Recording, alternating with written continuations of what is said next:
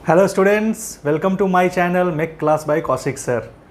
तो अगले लेक्चर्स की ओर हम लोग बढ़ते हैं। जो हमारा लेक्चर है लेक्चर नंबर 5 यूनिट 1 का इंजीनियरिंग मैकेनिक्स में। तो इंजीनियरिंग मैकेनिक्स में हम लोग अभी तक क्या पढ़े हैं? अभी तक हम लोगों ने इंट्रोडक्शन पढ़ा था, जो बेसिक टर्म्स होते हैं उनके बारे में देखा था। पिछले क्लासेस में मैंने बेसिक टर्म्स को 2 लेक्चर्स में डिवाइड किया था। पहले लेक्चर्स में आपने कुछ टर्म्स को सीखा था, दूसरे लेक्चर में आपने कुछ टर्म्स को सीखा था।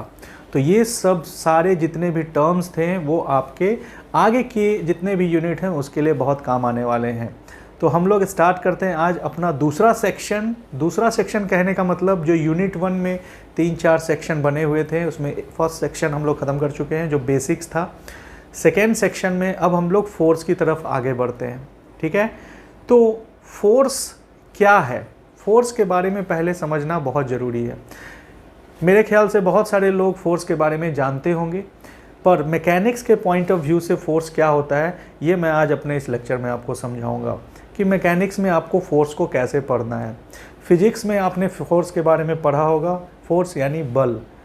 बल का प्रयोग हम लोग कब करते हैं? जब हम लोगों को किसी चीज़ को आगे मोशन में लाना रहता है या हम लोगों को मोशन को रोकना रहता है। यानी कोई गति में कोई वस्तु है उसको यदि हमको रोकना है तो हम बल का प्रयोग करेंगे, या कोई वस्तु है उसको हमको गति में लाना है उस समय हम बल का प्रयोग करेंगे। उसके साथ साथ आपके शरीर का जो वजन है या किसी भी वस्तु का जो वजन होता है वो बिल्कुल नीचे धरती की ओर एक्ट करता है, वो भी एक बल ही का प्रारूप होता है। ठीक है, तो हम लोग इसी से डेफिनीशन इसका निकालते हैं, इसकी जो परिभाषा है उसको निकालते हैं और समझते हैं कि फोर्स क्या बोलता है। बहुत ही सिंपल सा डेफिनीशन है। देखिए, force is defined as an agent. Force is defined as an agent. ठीक है, फोर्स को हम एक एजेंट मान रहे हैं। एजेंट का काम क्या होता है कि वो किसी चीज़ का मतलब वो बीच में बैठ के, इसको बोलते हैं ना बिचौलिया। तो फोर्स भी हमारा एक बिचौलिया है। वो बिचौलिया है विच प्रोड्यूसेस, क्या कर रहा है? जो कि पैदा कर रहा है, जो प्रोड्यूस कर रहा है। क्या प्रोड्यूस कर रहा है? और टेंड्स टू प्रोड्यूस, यानी पैदा तो कर रहा है या पैदा करने की स्थिति में है। ठीक है, मतलब प्रोड्यूस करने की स्थिति में है, प्रोड्यूस करने ही वाला है। या तो प्रोड्यूस कर देगा या प्रोड्यूस करने वाला रहेगा। ठीक है, यानी यही मतलब है टेंड्स टू प्रोड्यूस, यानी प्रोड्यूस करने वाला है। क्या? डिस्ट्रॉयज और टेंड्स टू डिस्ट्रॉयज। पहले इसको समझ लेते हैं। क्या बोल रहा है? एक समय में प्रोड्यूस करेगा यानी पैदा करेगा, डिस्ट्रॉय यानी नष्ट करेगा। किसको भाई? नष्ट भी करेगा, या टेंड्स टू डिस्ट्रॉय यानी कि नष्ट करने वाला होगा। किसको? तो यहाँ सबसे इंपॉर्टेंट टर्म क्या है? मोशन, यानी कि गति को। गति को या तो वो प्रोड्यूस करेगा, जो गति नहीं है किसी वस्तु में उस वस्तु में गति लाएगा, या गति लाने की कोशिश करेगा।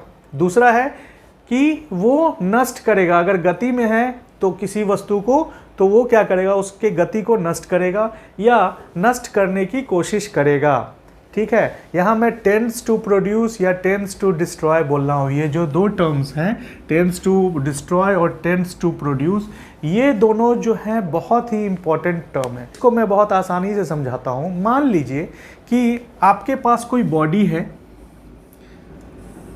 ठीक है, और ये बिल्कुल इस धरती पर रखी हुई है। ये धरती है आपकी, ये एक बॉडी है। ये बॉडी जो है या वस्तु आप बोलिए, इसको बॉडी बोलिए या वस्तु बोलिए या आप कुछ भी बोल सकते हैं। जनरली हम लोग मैकेनिक्स में इसको बॉडी बोलेंगे। ठीक है, तो ये जो वस्तु है इसका वजन यदि आपके कैपेसिटी में है, कहने का मतलब ये कि अगर ये 50 किलो का है, कितना है? 50 kg का, तो आप खड़े खड़े हो सकता है कि इसको यहाँ पे खड़े हो करके और पुश करेंगे तो क्या होगा? ये मोशन में आ जाएगा, यानी ये वस्तु इधर मूव करना शुरू कर देगी। तो ये क्या था? आपने इसको मूव करवा लिया। पर यदि यही वस्तु 250 kg की रहती, मान के चलिए कि 250 kg की रहती, तो क्या आप इसको मूव करवा सकते? नहीं करवा पाते। तो आप क्या करते? इसमें बल लगाने की कोशिश करते, या फिर और भी 2-3 व्यक्तियों को बुला लेते, फिर उनका बल जोड़ के आप उसको क्या करते हैं? मूव करवाते। ठीक है, तो जब तक ये मूव नहीं हुआ है तब तक इसमें टेंड्स टू प्रोड्यूस होगा या टेंड्स टू डिस्ट्रॉय होगा।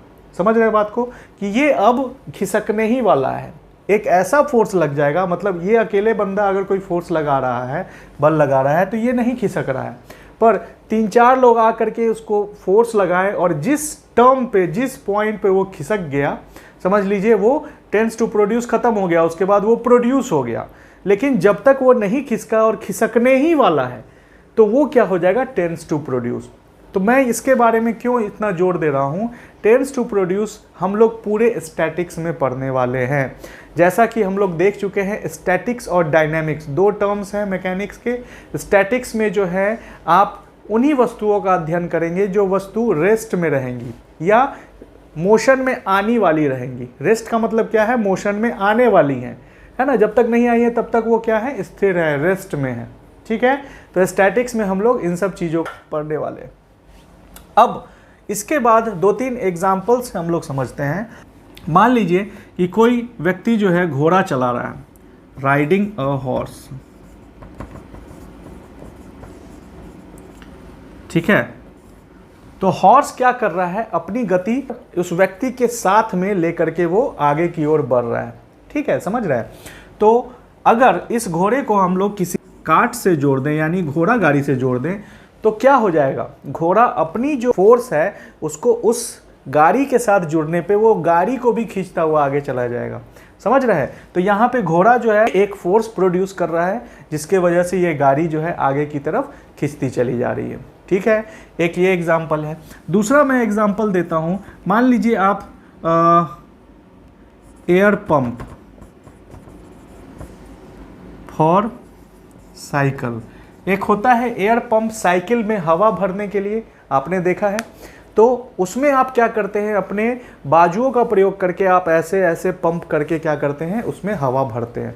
ठीक है, और वो हवा ट्रांसफ़र होती है कहाँ, चक्कों में, टायरों में। ठीक है, टायर के अंदर में वो हवा इन्फ्लेट करती है, उसको इन्फ्लेशन ऑफ एयर बोलते हैं। तो जब आप एयर में पंप करते हैं उस समय आप बाजुओं से क्या करते हैं, फोर्स प्रोड्यूस करते हैं। वहाँ पे आप क्या प्रोड्यूस करते हैं, फोर्स प्रोड्यूस करते हैं। तो ये दो जो है बहुत अच्छे एग्जाम्पल हैं। Riding a horse cart bye horse, यानी घोड़े के द्वारा यदि कार्ट को खींचा जा रहा है ना, तो उसको हम लोग क्या बोलेंगे, फोर्स प्रोड्यूस करना। यहाँ पे एयर पंप के द्वारा हम लोग क्या कर रहे हैं, फोर्स प्रोड्यूस कर रहे हैं ताकि हवा भरी जा सके। ठीक है, अब हम लोग बात करते हैं फोर्स के यूनिट की। फोर्स का यूनिट क्या होता है, तो फोर्स का जो यूनिट होता है वो होता है, फोर्स का जो यूनिट होगा वो होगा न्यूटन्स। ठीक है, न्यूटन हम लोग इसीलिए बोलते हैं क्योंकि न्यूटन ने ही फोर्स आविष्कार किया था। न्यूटन ने ही देखा कि जब हम लोग सेब को ऊपर की ओर उछालते हैं तो वो वापस नीचे की ओर आता है, वहाँ से उसे गुरुत्वाकर्षण का नियम समझ में आने लगा। पर वो नीचे इसीलिए आता है क्योंकि उसका वजन है, और वो वजन जो है धरती अपने तरफ खींच रही है, समझ रहे हैं, इसीलिए वो नीचे आता है। तो यहाँ से गुरुत्वाकर्षण बल निकल के आता है। तो ये सारा कॉन्सेप्ट जो है न्यूटन का दिया गया है, इसीलिए हम लोग जो है इसको न्यूटन्स यूनिट देते हैं, यानी कि फोर्स का जो यूनिट होगा वो क्या होगा, न्यूटन होगा। अब हम लोग इसके अगले सेक्शन में आते हैं जिसमें हम लोग देखेंगे representation of force by Bow's notation. तो अगला जो हमारा सेक्शन है वो है representation as a vector and by Bow's notation. मतलब कि फोर्स को हम लोग किस तरह से रिप्रेजेंट करते हैं, कैसे दिखाते हैं, कैसे दर्शाते हैं। चूँकि फोर्स को हम लोग क्या है, एक इफेक्ट मान रहे हैं।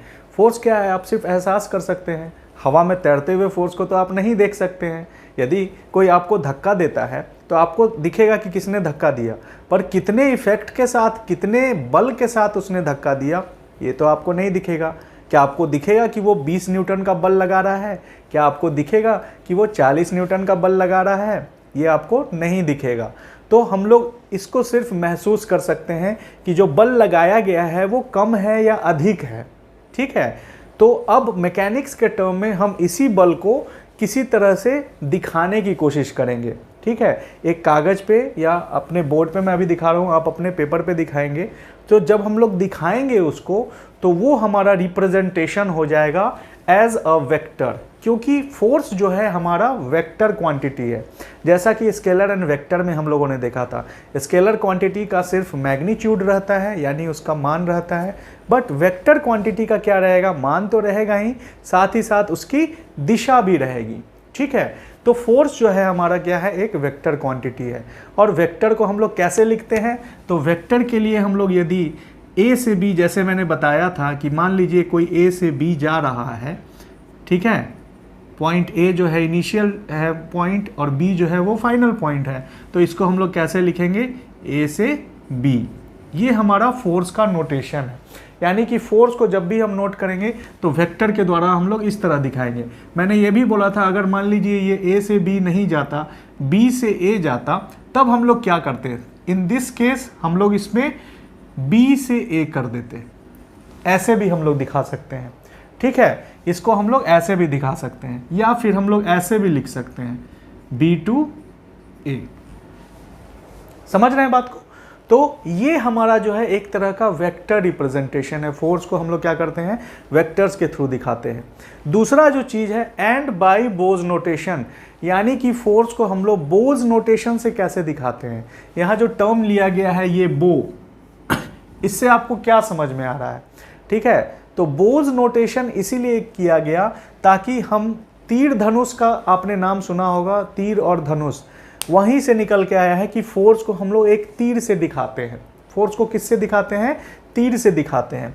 तो यहाँ पे 3 तीर बना हुआ है, आप देखेंगे यदि तो यहाँ पे 3 तीर बना हुआ है, एक इस तरफ गया है, एक ऊपर की तरफ गया है और एक नीचे की तरफ गया है। तो हम लोग ऐसा मान सकते हैं कि यहाँ पे कोई एक वस्तु है और इस वस्तु पे आप इस तरफ से खींच रहे हो, कोई इस तरफ खींच रहा है और कोई ऊपर की तरफ खींच रहा है, तीनों दिशा में खींच रहे हैं।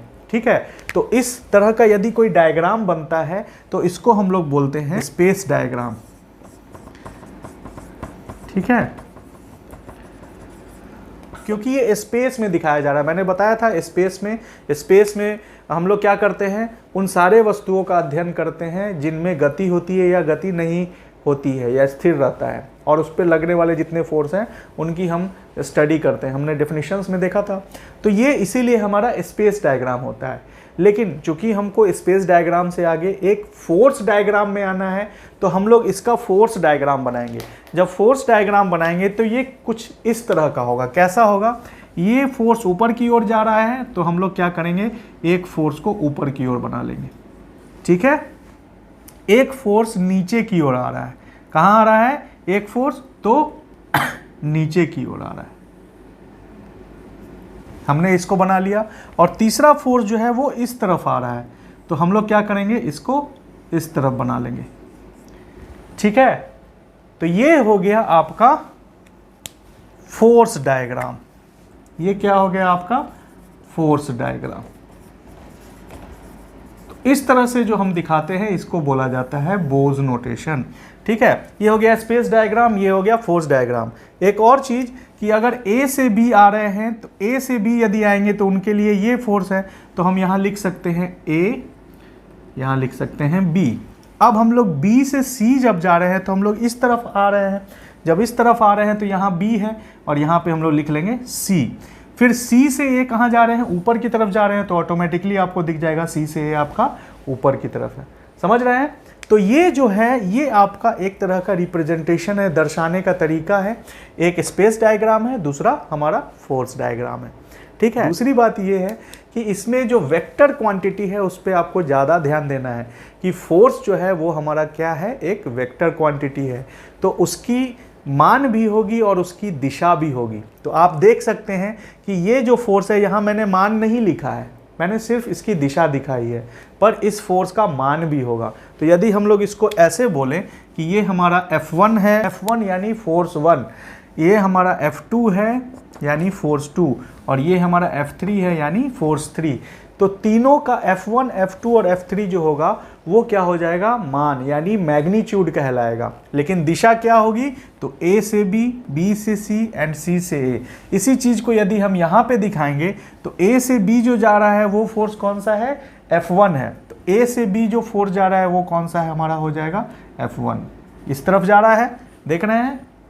तो ये जो हो जाएगा इसका मैग्नीट्यूड हो जाएगा और दिशा क्या हो जाएगी, ए से बी। दूसरा जो है बी से सी जा रहा है वो F2 है, तो बी से सी जो जा रहा है वो इस तरफ जा रहा है, तो ये हमारा कौन सा हो जाएगा F2। और सी से ए जो जा रहा है वो F3 है, तो हम लोग सी से ए बना देंगे F3। यानी F2 जो है वो इस फोर्स की मैग्नीट्यूड है और दिशा क्या है, बी से सी, ठीक है। फिर F3 जो है ये इस फोर्स की मैग्नीट्यूड है और इसकी दिशा क्या है, सी से ए, आप देख सकते हैं, ठीक है। तो ये हमारा जो हो जाता है एक बोज नोटेशन हो जाता है जिससे हम लोग फोर्स को दिखा सकते हैं। आई होप कि ये क्लास आपको समझ में आई होगी। इसी तरह हम लोग आगे बढ़ते चलेंगे। तो मिलते हैं हम लोग अगले क्लास में, तब तक अपना ध्यान रखिएगा।